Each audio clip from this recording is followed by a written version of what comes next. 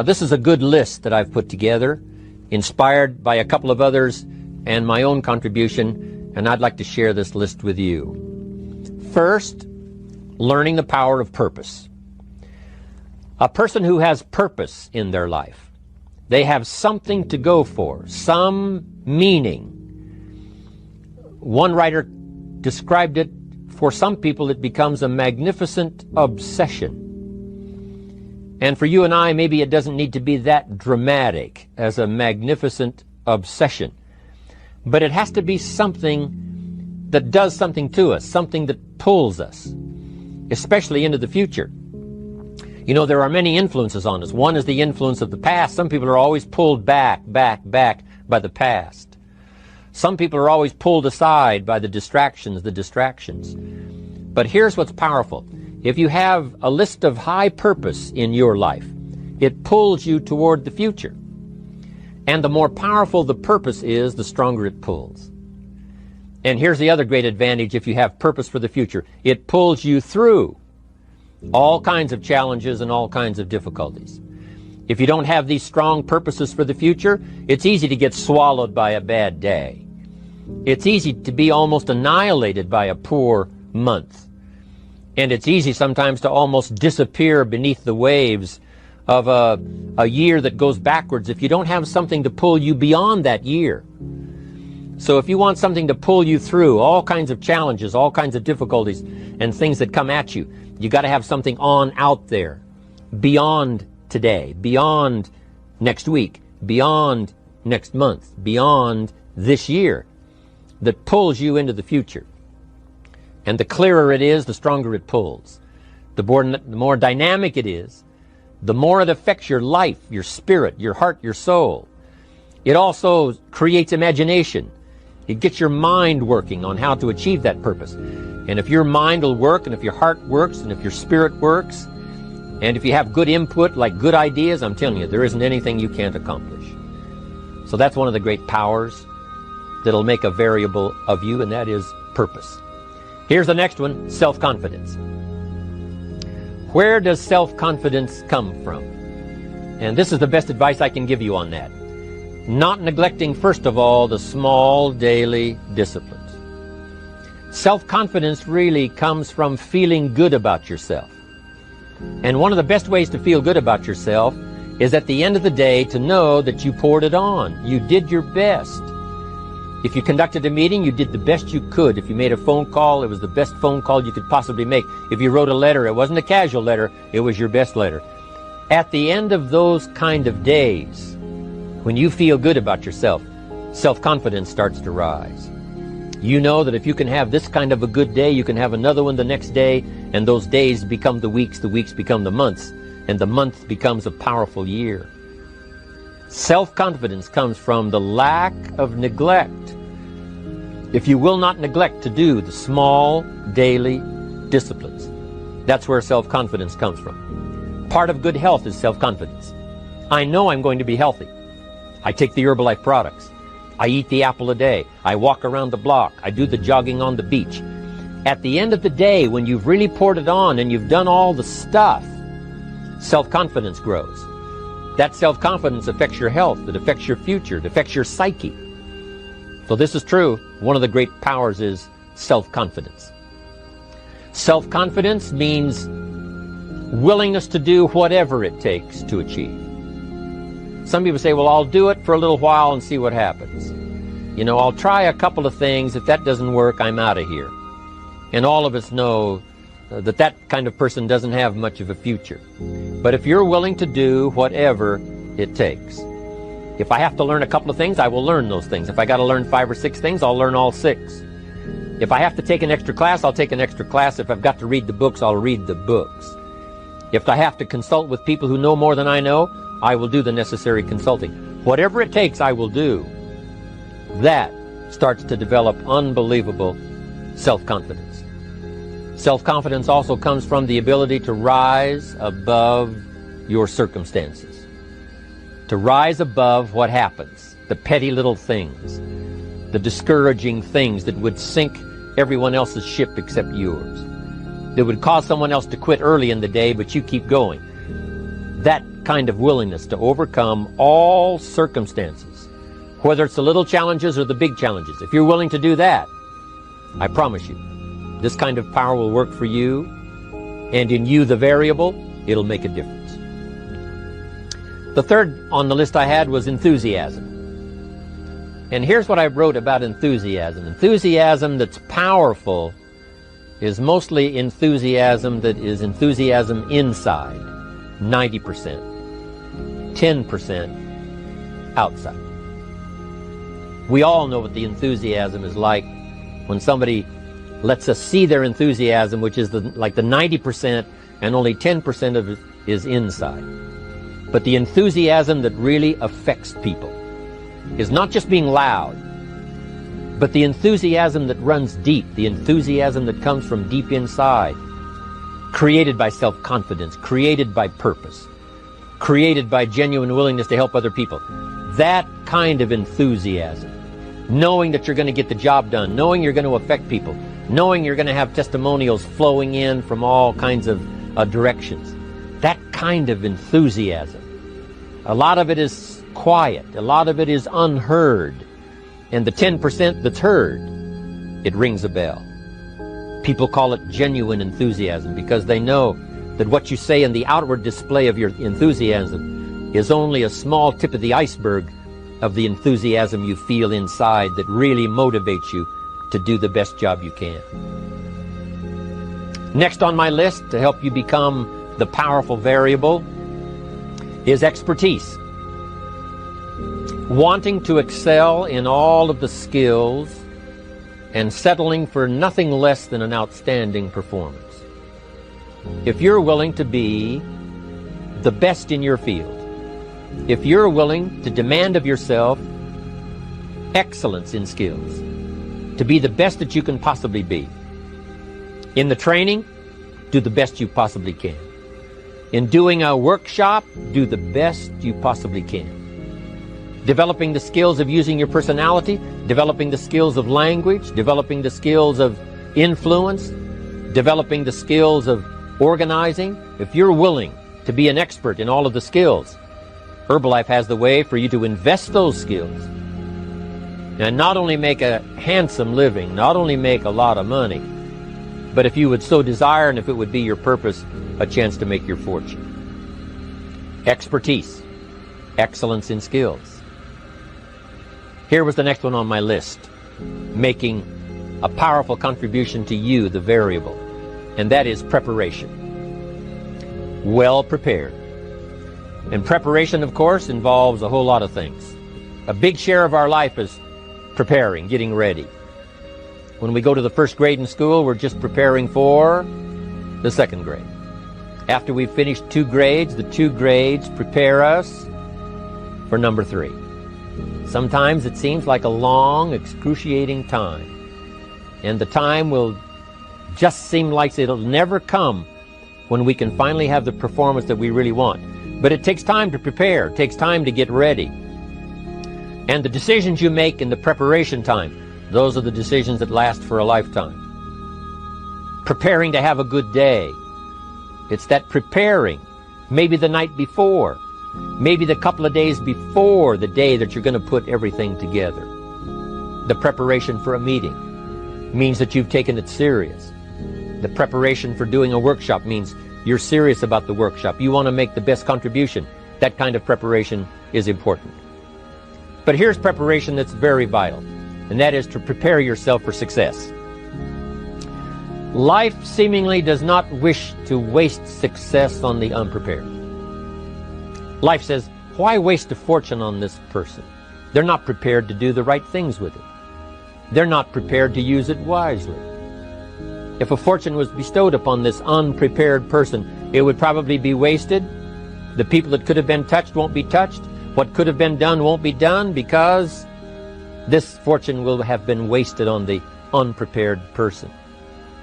So not only look for fortune, not only look for the promise, but prepare yourself. And ask of yourself, what can I do to make myself ready? Because remember, life was designed not to give us what we want, not to give us what we need, but life was designed to give us what we deserve. Every value in life must be paid for, and those that pay are the ones that get it. It says those that give receive. Someone says, I wish to receive, I wish to receive. You don't have to concentrate on receiving. Just become a good giver. It says those that search will find. Someone says, well, I need to find some good ideas to help change my life for the future. Then to find good ideas, that doesn't come because you need them. It comes because you search for them. If you want good ideas, you got to go after them. You got to go to the class, you got to go to the workshop, you got to go to the training, go to the book, right? You got to go to the journal, right? Go where good ideas are being taught. Go searching, go looking, because good ideas are not going to be wasted on those that are not seeking, searching, well prepared. So, prepare yourself to be ready for fortune when it comes, to be ready for challenge when it comes, to be ready for opportunity when it comes. Opportunity comes along and passes by the person that is not well prepared. I want to prepare myself this year for next year. Yes, I wish to be effective this year, but I'm also thinking of ways, how could I be better? How could my ideas be more powerful? How could they be sharper, more clear? How could I reach some people next year that I perhaps can't reach this year? I haven't reached deep enough into my own soul to affect some people. Some people just pass by and say, hey, what a good speech. But how could I make it stronger than that, deeper than that, more powerful than that? I cannot be as powerful as I could be next year. You know, you can't go to the 10th grade in the 5th grade. You just got to go through the grades. But the more you are prepared, when the 10th grade finally comes, now you can cash in and get 2 times, 3 times, 5 times more value from it by being prepared. I want to do my best this year for Herbalife, but I also want to get ready for next year, 1999. And then when the year 2000 comes, at the turn of the century, I want to be well equipped by language, by instinct, by temperament, by personality, by influence, to really be valuable the year 2000, 2001, 2, 3, 4, 5. That's my goal. I'm sure it's your goal. Now here's the next one. There's great power in self-reliance. Self-reliance means you simply look mostly to yourself. It would be nice if someone just gave you this, gave you this, gave you this. It would be nice if everyone did their job exactly as they're supposed to do it. But here's what you've got to do. Primarily rely on yourself. Primarily say, I'm the person responsible. And I will learn the necessary skills so that I can help people learn their skills. If I need lots of people to do certain things to build my organization, that is what I must have. But I've got to be the final backstop. I've got to be the final one that people can rely on. So that if this is missed and this is missed, I can catch up. I can fill the gap. I can do the job. We have to do it when we conduct meetings. We have to do it when we conduct training. We have to do it when we're in a class of just a few. What someone might have missed, we're there to fill in. Self-reliance. Primarily, we're learning to count on yourself. So that you can do this, never complain and never explain. Here's the next key power, and that's image. There's many parts to image. The image that others see you as, the image you have with other people. And it's very important how other people see you. If they don't see you as a leader, chances are they won't pay attention. If they don't see you as being in control, chances are they won't have the trust. If they don't see you as knowing where you're going, what you want to accomplish, they probably won't follow. But if people can see you, if you have the image of someone that's in charge, in control of your life, your future, your destiny, in control of the situation, if they see that, that kind of image is powerful.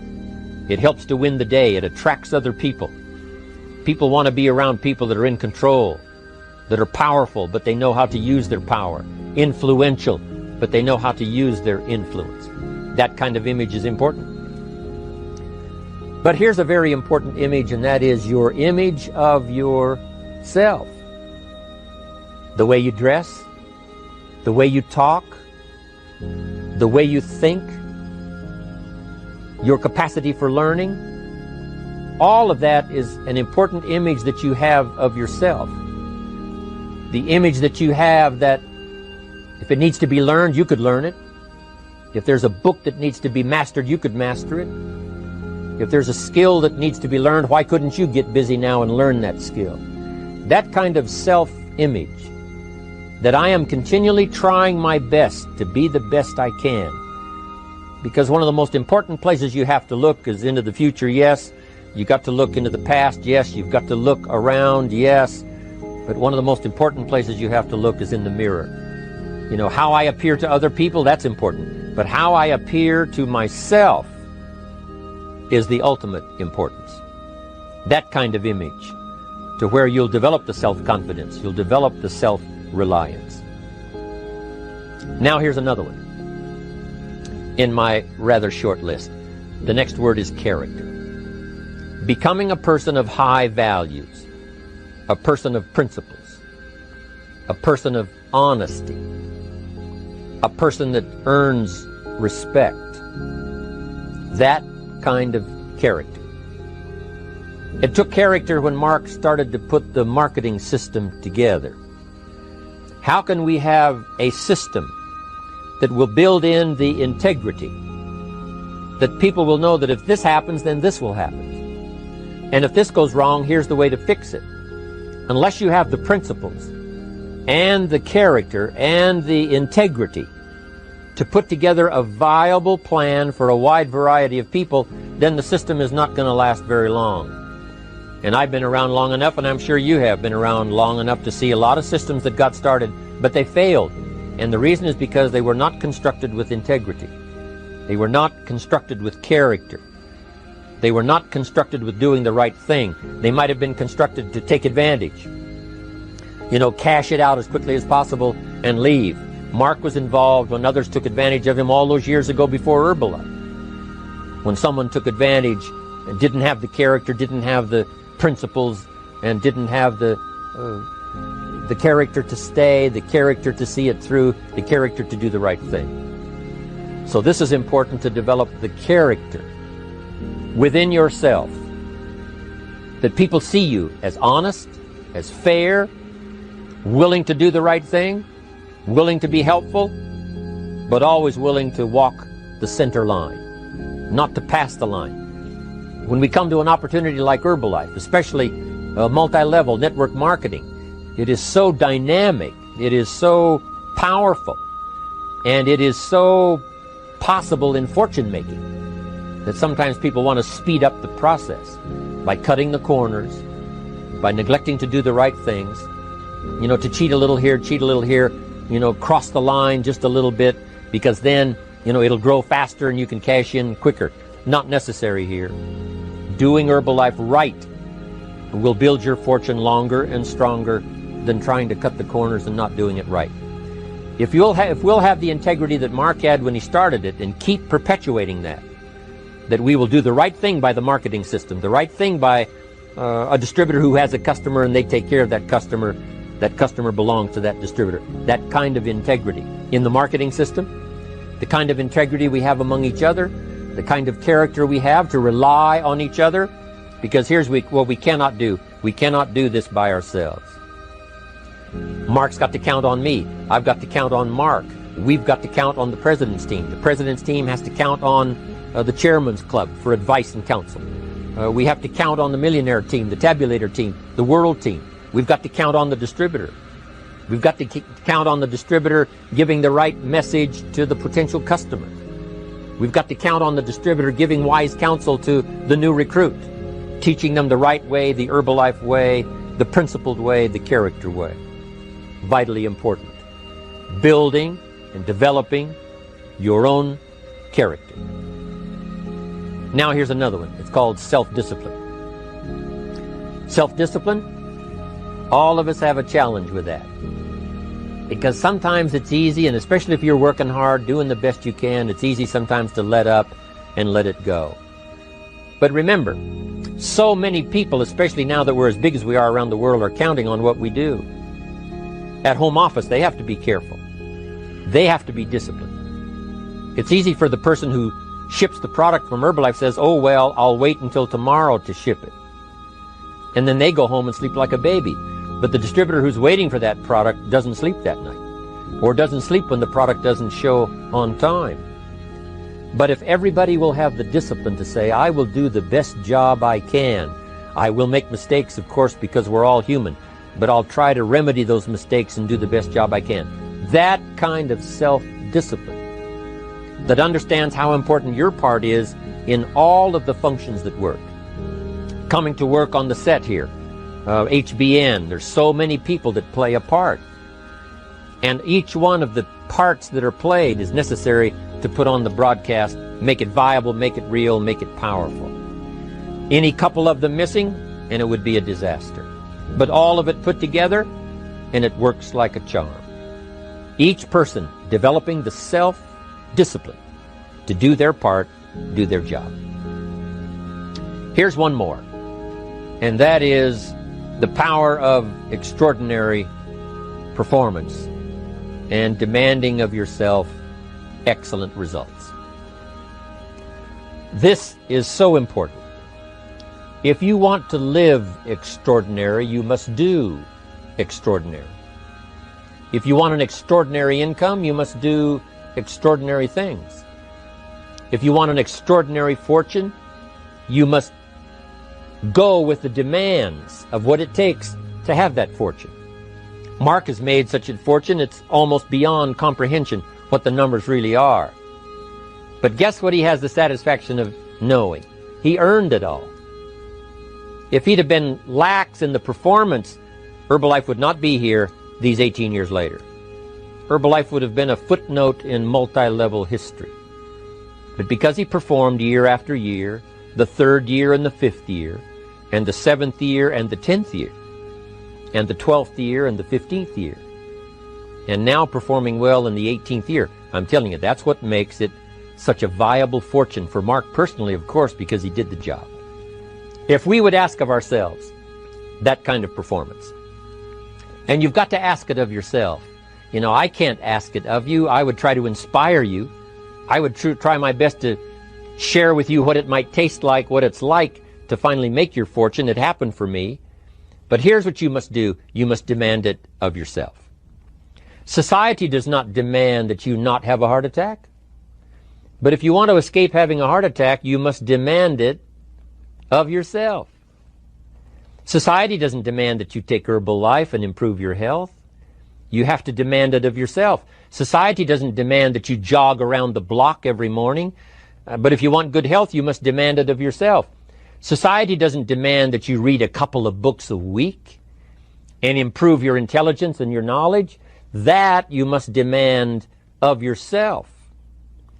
Society does not demand that you build a financial wall around your family nothing can get through. That's not a demand of society. But you must demand it, if you wish it, you must demand it of yourself. Society doesn't demand that you learn a list of 10 skills.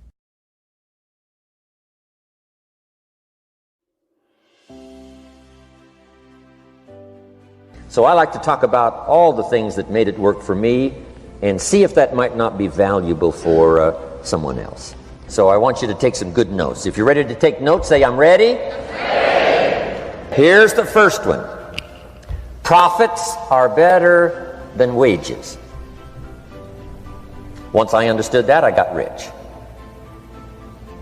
Profits are better than wages. Nobody taught me that in high school. I went to college for a year and a half and I never heard it. I'm 25 and broke. I'm not destitute. I'm broke. Too much month at the end of the money is broke. And I finally hear this philosophy. Profits are better than wages. Now here's the phrase that goes with it. Wages make you a living, which is fine. Profits make you a fortune, which is super fine. And you can live both fine and super fine. You've now got the mechanism and the ways and means to do that. And here's what my mentor said, Mr. Schoaf. He said, Mr. Rohn, you can start this miracle working business part-time. You don't have to go full-time, you can start part-time. And he said, if you'll devote, to start with, let's say 10, 12, 15 hours a week, where you'll start making a profit, here's what you can now say. I'm working full-time on my job and part-time on my fortune. Because profits lead to fortune. I got so excited about that philosophy. I'm working full-time on my job, but now I'm working part-time on my fortune. I found a way not only to make a living, you won't believe this, I found a way to make a fortune. Can you imagine what that's like then to get up in the morning? To go to work on your fortune? Not to go to work to pay the rent, which is okay, but a chance to go to work to make a fortune? And I said, right now I'm working part-time on my fortune and full-time on my job, but it won't be long until I'll be working full-time on my fortune. Can you imagine what life is going to be like?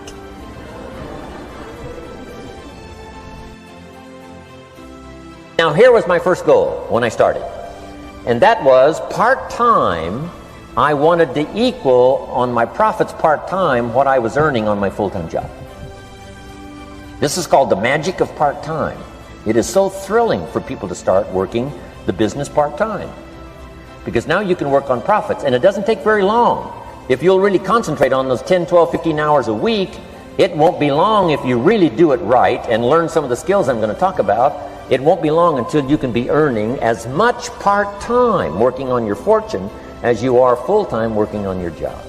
I did that in less than 6 months. Now I've got an incredible invitation. I found a way part-time to work on my fortune, and I'm making as much money at that as I am on my full-time job. Would you like to hear my story? It was incredible. Now here was my second goal, to make twice as much money part-time working on my fortune as I was working full-time on my job. And I reached that in less than a year. Making twice as much money part-time working on my fortune as I was full-time working on my job. Now I've got an incredible invitation that won't quit. I found a way, through a unique opportunity, to work part-time on my fortune, and I'm now earning twice as much money as I am working full-time on my job. Would you like to hear my story? Do you imagine anybody would say, no, I don't care to hear your story? No. Everybody I said that to said, wow, yes, what are you doing? I said, I'm glad you asked. Let me tell you. Now, when I started making twice as much money part-time as full-time, here's my dilemma. I didn't want to go full-time. And why not go full-time? And the reason was because I didn't want to give up my electrifying story. Right? It was so powerful, nobody could resist the invitation to at least take a look. I didn't want to give it up, and I hung on for I don't know how long until it was, almost insane. And then finally, reluctantly, I gave up my full-time job. Here's the next one. Philosophy that helped change my life. It's not what happens that determines your life future. It's not what happens that determines your life future. It's what you do about what happens. All of us are in like a little sailboat. And it's not the blowing of the wind that determines your destination. It's the set of the sail. So jot this phrase down. It's one of the best to understand. Kids need to understand it. The same wind blows on us all. The same wind blows on us all. The wind of disaster, the wind of opportunity, the wind of change. The wind when it's upside down, the wind when it's favorable and unfavorable. The same wind blows on us all. The economic wind, the social wind, the political wind. The same wind blows on everybody. The difference in where you arrive in 1 year, 3 years, 5 years, the difference in arrival is not the blowing of the wind, but the set of the sail. And that's what learning is all about, to set a better sail this year than last year.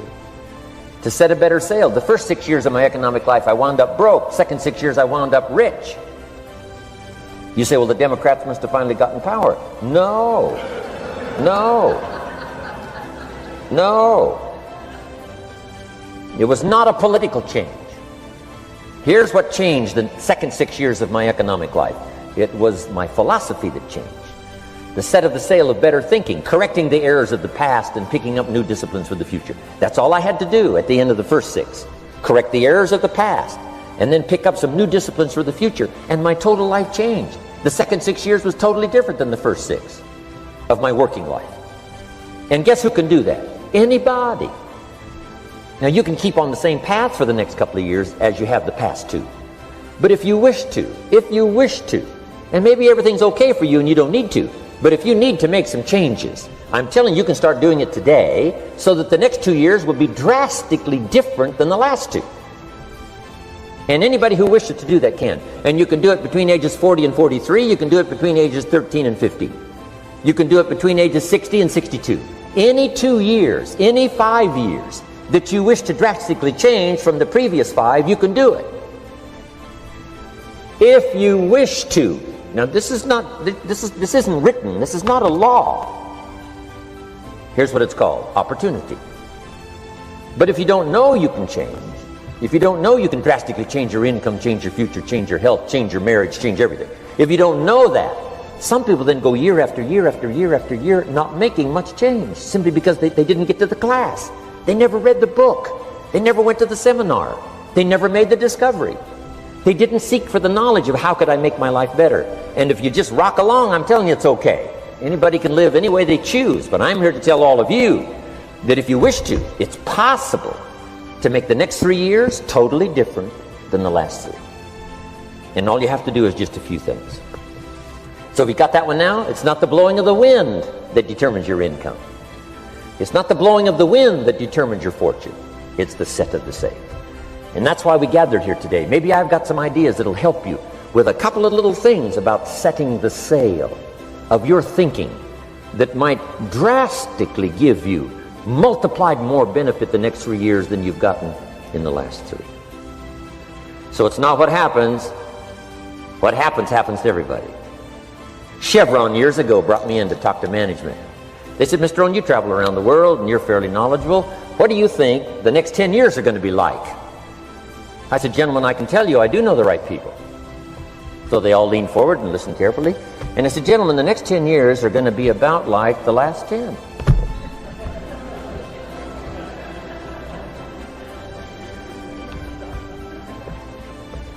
The next season after fall is, I promise you that's not going to change. After day comes night. I promise you that's not going to change. Here's how the last 6,000 years reads. If you want to make a note of Jim Rohn's vision of history the last 6,000 years, here's how it reads. Opportunity mixed with difficulty. And if we're around another 6,000 years, it's going to read like that looks like for the next 6,000 years. Opportunity mixed with difficulty. Now, sometimes there seems to be more opportunity than difficulty, and then sometimes there seems to be more difficulty than opportunity, but the mix isn't going to change. After expansion comes recession. But after recession comes expansion. Not to think so, see, is naive. And once you've got just a little of this stuff settled, then you know exactly what to do. You know exactly what to anticipate, so you can be ready. Now, here's the next one, and I heard it in my invitation. Here's what it says. For things to change, you have to change. I was hoping the government would change, and taxes would change, and economics would change, and my boss would change and be more generous. I wished for everything to change, and my teacher said, no, Mr. Rohn, for things to change for you, you have to change. Don't wish it was easier, wish you were better. Once I understood this, this altered the course of my life. Don't wish it was easier. Wish you were better. And here's the big one. Don't wish for less problems, wish for more skills. You don't need less problems. You simply need more skills. Don't wish for less challenge, wish for more wisdom. Accept the challenge, because you can't grow without a challenge. You can't get rich without a challenge. You can't fly without gravity. You have to understand the challenge. But that's the key, is to now develop wisdom to overcome the challenge. Don't wish for less challenge, but more wisdom. And then here's one more philosophy that helped change my life forever. You can do the most remarkable things no matter what happens. Humans can do the most remarkable things no matter what happens. Philosophies that changed my life. Here's one of the big philosophies I learned in network marketing. It's called the law of averages. If you do something often enough, a ratio will appear. Key phrase, if you do something often enough, a ratio will appear. It's amazing. It's uncanny. In baseball, we call it batting average. If you talk to 10 people, one says yes. Now the ratio has begun. 1 out of 10. Talk to 10, get 1. Here's something interesting about the law of averages. Once it starts, it tends to continue. This is colossal information. Once a ratio starts, it tends to continue. If you talk to 10 and get 1, sure enough, chances are excellent. If you talk to 10 more, you'll get another one. Talk to 10 more, you'll get another one. Now you can compete. If you can only get 1 out of 10, you can compete, even with somebody that can get 9 out of 10. If you've been here a long time, you can get 9 out of 10. I just joined, I can only get 1 out of 10. If we have a 30-day contest, I will beat you. Say, well, how could you beat me? Here's why. During that 30 days, you talk to 10 and get 9. I talk to 100 and get 10. I beat you. Isn't that clever? This is clever stuff. And I do it for 2 reasons. I sincerely wish to win. But I do it for another very sincere reason. I wish for you to lose. And that's noble on my part. Here's why it's noble. You learn more by losing than you do by winning. So I wish to give you that experience. Now here's how I do it once I understand the law of averages. When I'm new, I make up in numbers what I lack in skill. I make up in numbers what I lack in skill. Now who can do that? Anybody that's ambitious. Anybody with a little ingenuity. Anybody. Doesn't matter. Now here's one more. The law of averages can be increased. You get 1 out of 10, talk to 10, get another one. Talk to 10, get another one. The 4th time you talk to 10, you get 2. Why would the 4th time you talk to 10, you get 2 instead of 1? You're getting better. You're getting better. And who can get better? Anybody. Talk to 10, get 2. Talk to 10, get 2. Finally, talk to 10, get 3. I finally got up to about 3. Now, it takes more than a genius to go past like 3 or 4. But 3 will do. If you bat 300 in baseball, they pay you $4 million a year. Which means you're out 7 times out of 10. 7 times out of 10, out. Make $4 million a year. Are you ready for that? So, this works so well now in your business. Just jot the phrase down. You don't have to bat 1,000. You don't have to bat 1,000 to make big money. 1 out of 10 is fine. 2 out of 10 is terrific. 3 out of 10 is fabulous. Some particular incredible genius might get 4 out of 10. But 3 out of 10 is sufficient to make you rich beyond your wildest imagination. This is how I went after my friends, neighbors, and relatives when I first started recruiting. I said, look, I've got a new business and I'm getting about 3 out of 10 to join. And I don't mind you, just come to the meeting and be one of the 7.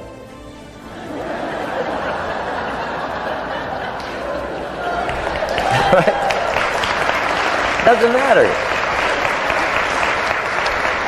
Right? You're my friend, you'll do me a favor. And so it's not important to me that you like it. It's not important to me that you join. It's certainly not important to me that you buy. It's just important to me that you listen. One of the reasons, though, I want you to hear the story is because a year from now, if I'm doing well, I don't want you to say, how come you never picked up the phone a year ago? I never got a letter, never got a call.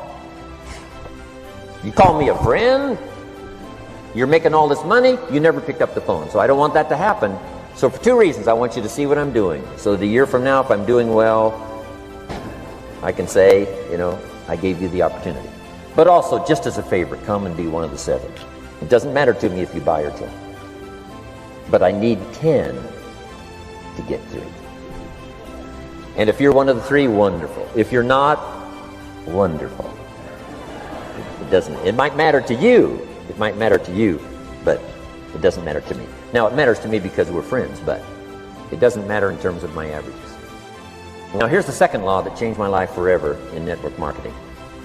I learned the law of sowing and reaping. And in the law of sowing and reaping is also the story of the law of averages. Jot this down. The story of the sower comes from the Bible. I'm an amateur on the Bible, but this is such a useful story. Here's what the story says. And take the notes because the drama's in the details. The sower was ambitious. Evidently he was ambitious. When you read the whole story, you'll conclude, yes, this was an ambitious sower. Here was number two. He had excellent seed. The sower who sowed the seed had excellent seed. And the excellent seed can be an excellent opportunity, an excellent product, an excellent story. So we've got an ambitious sower with excellent seed. But now here's the rest of the details of the story. For your information, for the drama of your life, so you can understand things better. Learning some of this is how I got rich by age 31. Okay. Number one, it says the sower goes out to sow the seed, but the first part of the seed falls by the wayside and the birds get it. So jot this down. The birds are going to get some of the seed. The birds are going to get some of the seed. Now you say, well, Mr. Rohn, what does that mean? Well, I invite John to come to a meeting. He said he'd be there Tuesday night. Tuesday night I show up, John isn't there. I say, John, I wonder why John didn't make it. Now I know the answer. The birds. The birds. John had this great idea of coming to the meeting to look at an opportunity, and somebody stole it and said, you're not going to go see network marketing. And he says, well, maybe not. So have you jotted that down now? The birds are going to get some. Now, when the birds get some, you've got two options. Number one is to chase birds. And say, well, let me get a hold of the person that talked him out of coming to the meeting. I'll tear him a new page. But I wouldn't do this. Here's what happens if you go chasing birds. You leave the field. If you go chasing birds now, you leave the field, which is going to distract from your future, not add. So you can't chase birds and try to straighten this stuff out. Here's what it is. It's just one of those things. And here's the best comment when things are a little disappointing. Isn't that interesting? You just have to say, I thought sure he would be there. He promised me. He promised me. But I know it was the birds. And you just have to say, isn't that interesting? Now, here's the rest of the story. It says, the sower kept on sowing. See, that was the secret to his success. He kept on sowing. And if you keep sowing, you can sow more than the birds can get because there aren't enough birds. If you keep sowing, there are some birds, but there's not enough. Because the law of averages will work for you. My mentor taught me, he said, you know, Mr. Rohn, there's only 9 or 10 real nasty, miserable people in the whole world. Now he says they move around a lot, you know, and you're liable to... You'll bump into one once in a while. But when you bump into one, you say, there's only 9 more like you. I can handle that in the whole world. Okay. Now here's what else it says. The sower now keeps sowing the seed. Now the seed falls, the story says, on rocky ground where the soil is shallow. And the rocky ground where the soil is shallow is not of your making. Because you had excellent seed and you were an ambitious sower. So the rocky ground where the soil is shallow is not of your making. But here's what it says what happened. This time, the little seed that falls in the ground starts to grow. And the little plant starts to grow. But the first hot day, it withers and dies. It dies. Not an easy thing to watch. I finally get John started. Sure enough, 3 or 4 days later, somebody says, boo, and he goes,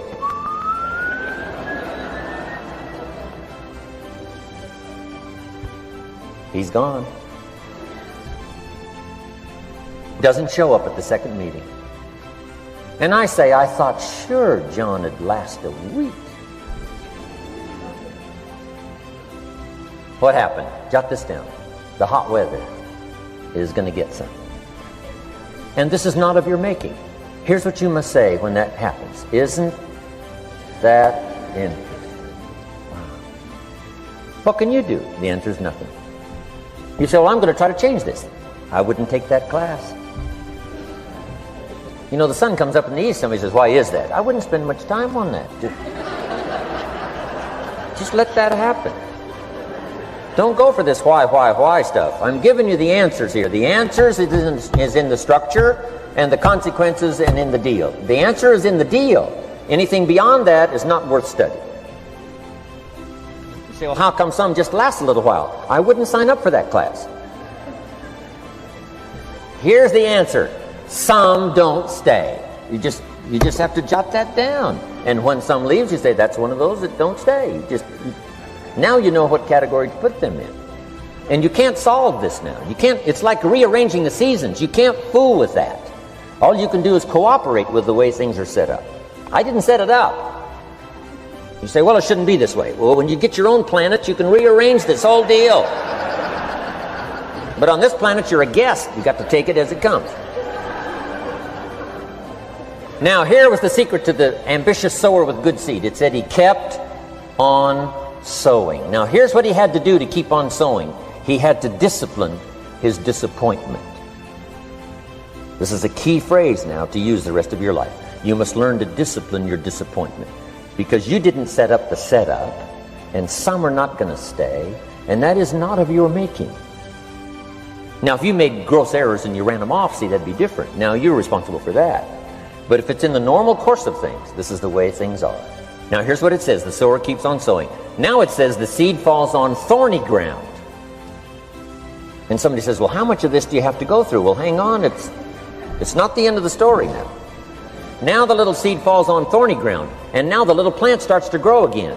But as the little plant starts to grow, the thorns choke it to death. And it dies. So jot this down. The thorns are going to get some. And that's not of your making. And what are these thorns? The story even called these little thorns, little cares, little distractions, little somethings. Who knows what all they are? I say, John, we had a meeting last night, you weren't here. John says, well, I can't make every meeting. I say, why not? You're part-time. He said, well, the screen door came off the hinges. And you just can't let your house fall apart. You got to take some time and fix things up. And I can hear the thorns going,